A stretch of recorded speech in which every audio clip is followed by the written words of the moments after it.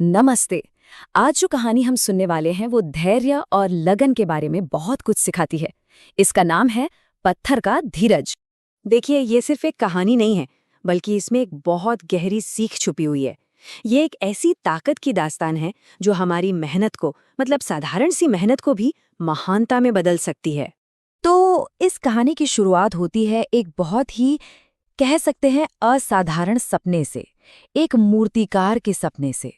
तो हमारी कहानी के जो हीरो हैं उनका नाम है माधव। माधव कोई मामूली मूर्तिकार नहीं थे, बहुत मशहूर थे। और उनका ना बस एक ही सपना था कि वो भगवान बुद्ध की एक ऐसी मूर्ति बनाए जो लगे कि बस अभी बोल पड़ेगी, दुनिया की सबसे जीवंत मूर्ति। और इसी बड़े सपने को पूरा करने के लिए वो निकल पड़ते हैं एक परफेक्ट पत्थर की तलाश में। लेकिन जैसा अक्सर होता है, ये सफर बिल्कुल भी आसान नहीं था। असल में यहीं से माधव के असली संघर्ष की कहानी शुरू होती है। एक ऐसा दौर जहां सिर्फ पत्थर नहीं टूट रहे थे, बल्कि उनका हौसला भी टूट रहा था। तो होता क्या है, माधव को एक बहुत ही खूबसूरत पत्थर मिलता है। वो पूरी उम्मीद से, पूरी लगन से अपनी छेनी उठाते हैं और जैसे ही पहला वार करते हैं, पत्थर 2 टुकड़ों में बिखर जाता है। सोचिए, पहली ही कोशिश और पहली ही नाकामी। और ये जो नाकामी थी ना, ये कोई एक दिन की बात नहीं थी। पहले दिन पहला पत्थर टूटा, ठीक है, लेकिन फिर 6 महीने गुजर गए और दर्जनों पत्थर टूट चुके थे।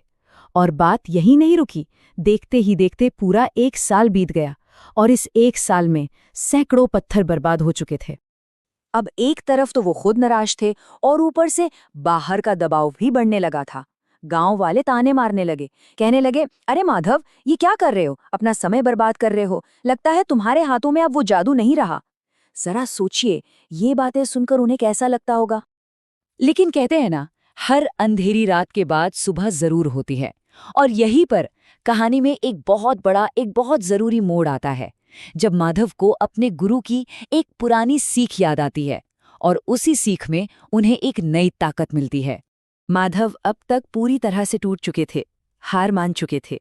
वो बस अपने औजार उठाकर रखने ही वाले थे कि अचानक उन्हें अपने गुरु के कहे हुए शब्द याद आ गए। और वो शब्द क्या थे? उनके गुरु ने कहा था, बेटा ये याद रखना, हीरा भी कोयले की खान में लाखों साल का दबाव झेलने के बाद ही बनता है। महान चीजों को बनने में वक्त लगता है। मतलब असली कीमत जो है वो समय और दबाव झेलने से ही बनती है। गुरु की बस यही एक बात माधव को पूरी तरह से बदल देती है और यहीं से उनकी साधना का एक बिल्कुल नया अध्याय शुरू होता है। 5 साल लंबे धीरज का अध्याय। 5 साल, सोचिए जरा इस बारे में। 5 साल, ये कोई 1-2 दिन का जुनून नहीं था। ये लगभग 2000 दिनों की बिना रुके, बिना थके की गई एक साधना थी। अब माधव का नजरिया ही बदल गया था। वो अब पत्थर नहीं तराश रहे थे, वो अपने सब्र को, अपने धीरज को तराश रहे थे। हर दिन एक एक चोट, बहुत ध्यान से, बहुत आराम से। बाहर दुनिया क्या कह रही है, कौन मजाक उड़ा रहा है, उन्होंने इन सब चीजों से खुद को बिल्कुल अलग कर लिया था। बल्कि अब तो लोगों का मजाक उन्हें और मजबूत बना रहा था। उनका ध्यान अब सिर्फ मूर्ति बनाने पर नहीं था, बल्कि हर रोज डिसिप्लिन के साथ अपना काम करने पर था। और फिर इतने लंबे इंतजार के बाद आखिरकार वो दिन आ ही गया। वो दिन जब सब्र का फल दुनिया के सामने आने वाला था। एक तरह से सब्र का चमत्कार। तो पूरे 5 साल की खामोश मेहनत जब दुनिया के सामने आई, तो लोग बस देखते रह गए। उनकी आंखें खुली के खुली रह गईं। बुद्ध की वो मूर्ति इतनी असली लग रही थी, मानो अभी बोल पड़ेगी। चेहरे पर वो शांति, वो करुणा, ऐसा लग रहा था जैसे किसी ने पत्थर में सचमुच जान डाल दी हो। जब हैरान लोगों ने उनसे पूछा, माधव, ये जादू कैसे किया? तो माधव का जवाब बहुत ही गहरा था। उन्होंने कहा, जादू मेरे हाथों में नहीं, जादू मेरे सब्र में था। और ये बात कितनी सही है। असली ताकत हुनर में नहीं होती, बल्कि उस धैर्य में होती है जो हुनर को निखारता है।